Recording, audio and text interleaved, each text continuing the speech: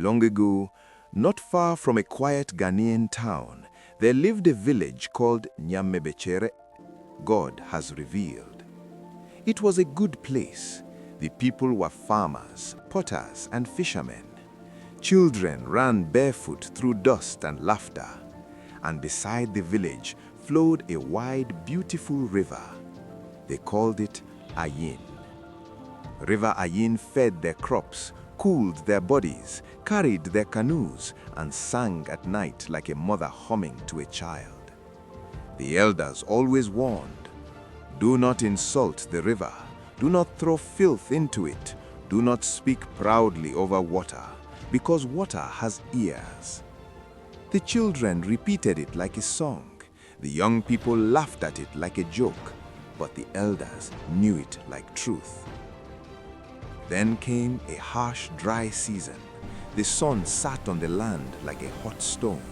Leaves curled, soil cracked, yams grew small and bitter.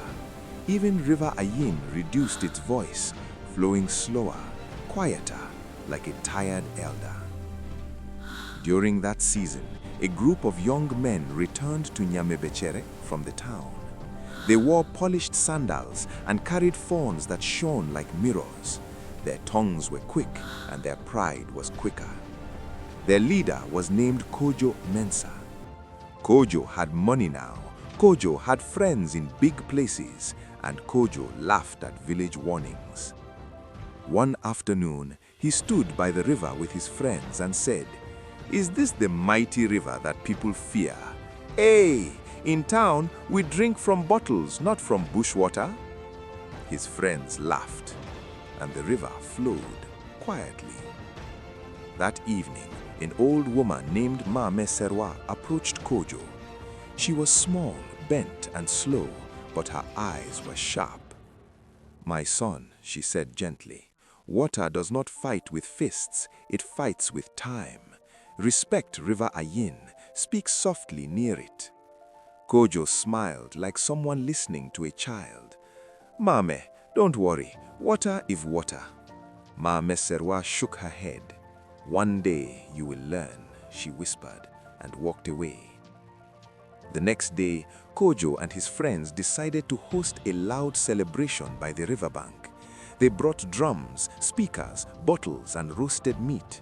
They danced until the ground trembled. They shouted until even birds left the trees. And when the river flowed near their feet, Kojo lifted his cup and poured drink into the water. "Take it," he laughed. "Drink with us, River Agyin."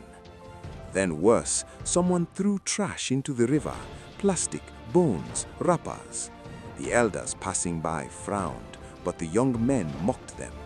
"This river is not your chief. This river cannot talk," Kojo shouted.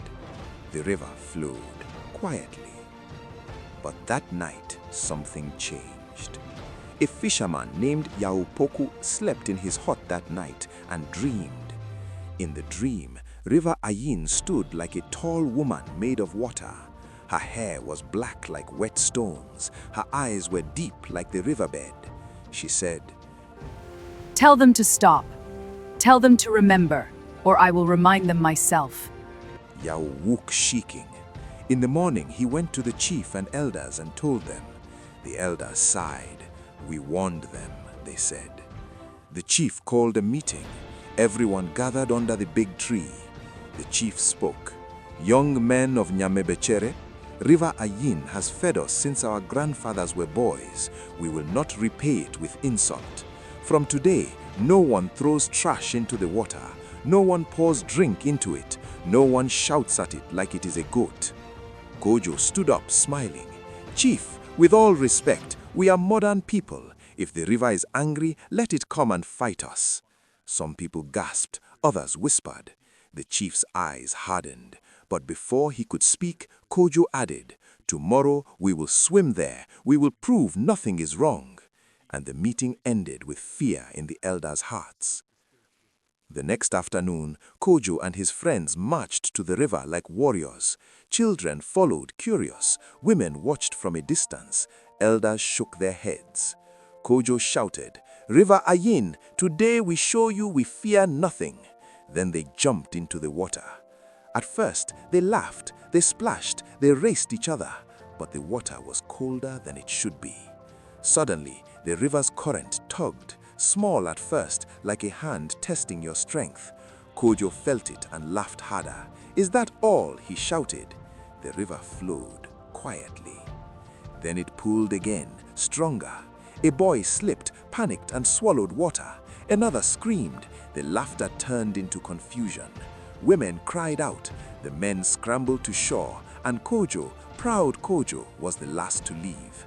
As he climbed out, his foot caught on something unseen, and he fell back, and the river covered his head.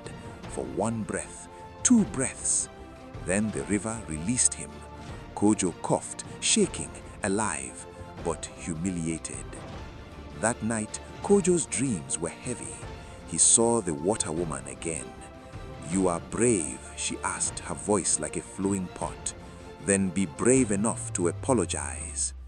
Kojo woke sweating, but pride is stubborn. Instead of apologizing, Kojo told people, "I nearly drowned because the river has stones, that is all." The elders looked at him sadly. Days passed, and the river began to take its share. Not with floods, not with dramatic anger, with small, careful punishments. Fishermen's nets tore, canoes tipped for no reason, water pots cracked mysteriously. Children who drank without greeting the river got stomach pains. People began to fear again. But Kojo refused. He decided to build a small washing area near the river without the elders' blessing. He brought cement, he brought workers. "Soon," he said, "we will control this river." The river flowed quietly. On the night the washing area was completed, thunder rolled in a sky with no clouds. The river rose slightly, only slightly, and for the first time in generations, people heard words in the sound of the water. Not loud, not like a human shout, like a message inside the rushing. Respect or regret. Women held their children, men locked their doors. Kojo laughed in his house and said, "Fear has entered your ears."